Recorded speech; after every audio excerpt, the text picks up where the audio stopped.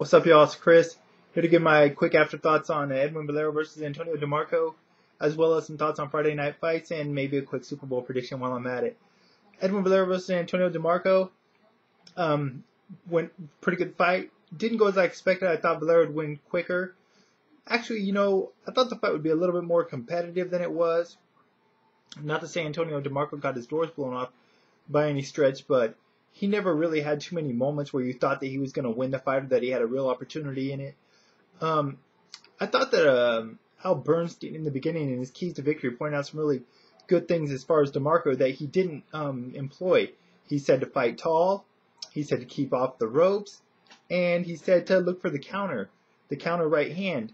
And when he did fight tall, he was kind of effective. When he used his jab and when he threw that right hand of his, he was able to land it at times pretty flush. When he was on the ropes, was numerous times throughout the fight, his back was to the ropes, Valero was swarming him. So that's something that Bernstein pointed out they shouldn't have done, and he fell into that plenty of times. And as far as throwing that counter right hand, he was able to land that as well, but he just didn't look for it as much. He was on the defensive pretty much most of the time when Valero was pressuring him. Actually, he was on the defensive for the majority of the fight. When he came forward, he did have success at times, but he just didn't do enough of it. Now, granted, you got to credit that to Edwin Valero, who was just very successful in his game plan.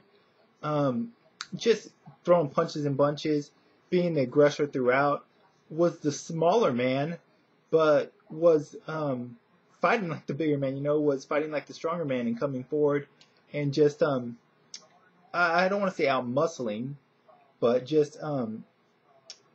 just coming forward more effectively, being the more aggressive pressure fighter. The second round, when DeMarco cut Valero really bad with that elbow on the forehead, I actually thought the fight was going to be over. That cut was big. And in all honesty, I think if this fight would have been held anywhere in the United States, the doctor probably would have stopped it. But maybe the rules are a little bit more lax in Mexico. Either way, I'm glad the fight continued, Once Valero came out after that cut, he came out super aggressive. I mean, they said, Al Bernstein pointed out that if the fight went to the scorecard, it would be declared a draw. But, no one wanted that. I'm sure Valero included. The guy has a 26-0 record, 26 knockouts. I'm sure he doesn't want to draw based on that, based on an incident or accidental. I mean, I assume it was accidental. If you watch the replay, it's hard to say. DeMarco clearly hit him just with the elbow, and his fist was nowhere in the vicinity. But that could have also been because Valero's glove pushed DeMarco's glove back at the time. So anyways, but Valero came out storming. Like he thought the fight was going to be halted. He just came out super aggressive and absolutely was all over DeMarco. So the cut didn't seem to affect him too much in a negative way. One thing I want to note about Valero, though, a couple things actually that I took from this fight, being as this is the first time I saw him fight on television live, or on television in general, on my television. His power, very daunted. He's still got the 27-0 record with 27 knockouts now, but I don't know. He hit Antonio DeMarco flush quite a few times, and he did, stagger DeMarco here and there, but he never really stunned him. He never really had him in trouble, even though he landed numerous flush left hands. So I'm curious if his power is more an indictment on his opponents thus far, or, not to say he doesn't have a lot of power. Obviously, the cat does, with that record, 100% KO ratio. But I wonder as his level of opposition improves, which I hope it does, if his KO ratio will eventually begin to dwindle, if he's not going to be able to put these guys out as quickly or as easily as he has his past opposition. So it'll be interesting to see that. Another thing, I know that Al Bernstein was pointing out how his defense has improved. I don't know. I can't really say because I haven't seen a lot of his fights in the past, but he's very squared up. When he throws his punches, all his combination stuff, he's very squared up, and his stance is very wide open.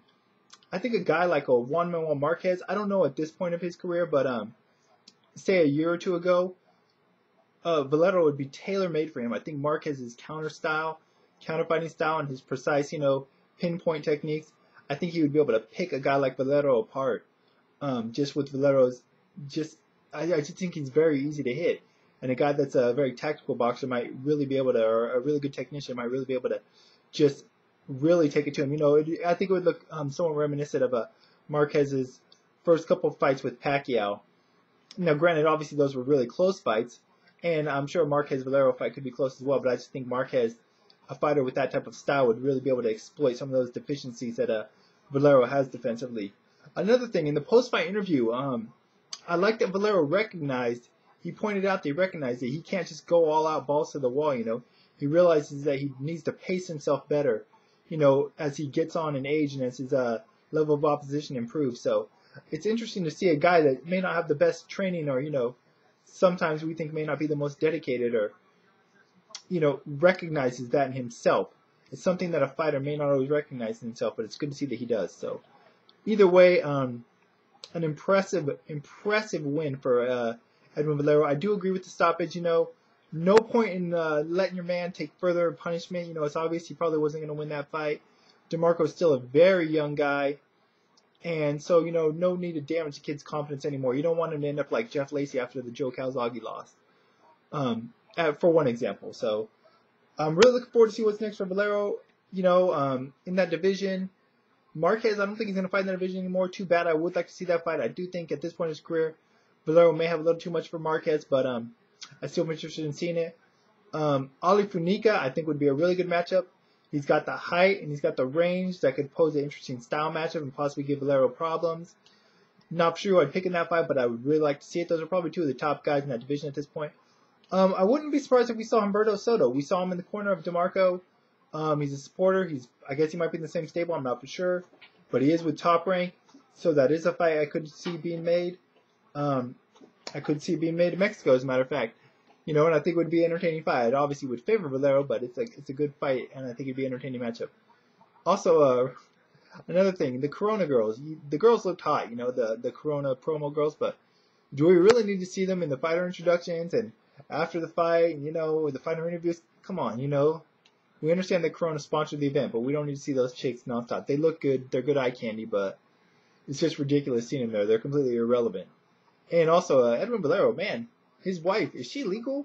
And I don't mean is she legal like legal to be in the country.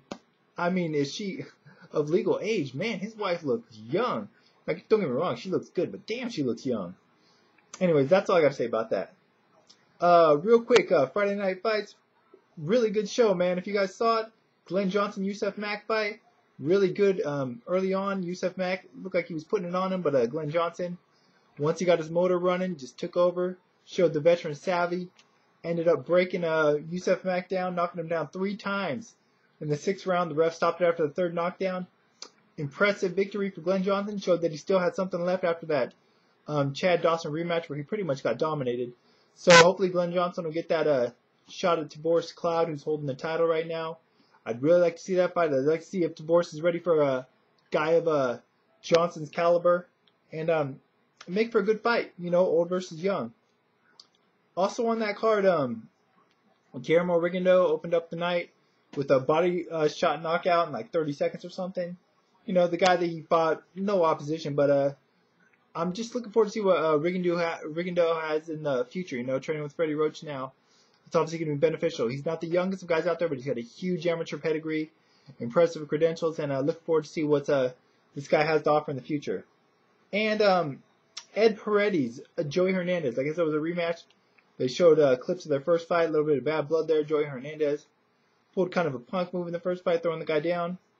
Kind of came out looking like a bit of a punk. Looked like he was trying to employ some dirty tactics. Well, he got punked. Paredes dropped him and knocked him out in the 2nd round with a beautiful left hand on the inside to the chin. Beautiful punch. I know Judge Testro was talking about being already a possible contender for knockout of the year. Could be, but and it was an impressive knockout, but knockout of the year, early knockout of the year distinction. I'm gonna have to go with over that actually on Showbox that same night. Freddie Hernandez over DeMarcus Chop Chop Corley. If you saw this fight, Hernandez dropped Corley with a big right. It wasn't just the punch itself, but the way that Corley went down. He just went down sideways like this. I mean, it was just a really impressive knockout. Corley was out. The ref didn't even count to 10. He waved it off. Really impressive knockout win for Freddie Hernandez. But 2 great knockouts on Friday night. Friday Night Fights was an absolutely great show. Every fight was pretty damn entertaining. So, good weekend of boxing. As for the Super Bowl, I'm gonna go with the Saints. It seems like all the experts, or so-called experts, are picking the Colts, not giving the Saints much of a chance. It reminds me of when the Broncos faced the Packers years ago, about 10 years ago or so. Everyone picked the Green Bay Packers to win, and the Broncos won. Same with I believe the Rams and the Colts, or the Rams and the Patriots when the Patriots won their first one. Everyone was picking one team, and the other team won. It even reminds me of USC Texas in college. So I'm gonna go with the underdog Saints. I don't really have a vested interest in either team. I'm not the biggest football fan, but I'm gonna pull for the Saints in this one. Go for the underdogs, and should be an entertaining game either way, though. Hopefully it is. I'm looking forward to it. That's it for now. Be back soon. Be sure and check out the website, thewomen'sbloodfightshow.com, leaveitinthering.com, standandfight.com, and my Twitter if you're interested. Links to the information part as always. Till then, I'm out. Enjoy the Super Bowl, guys. Later.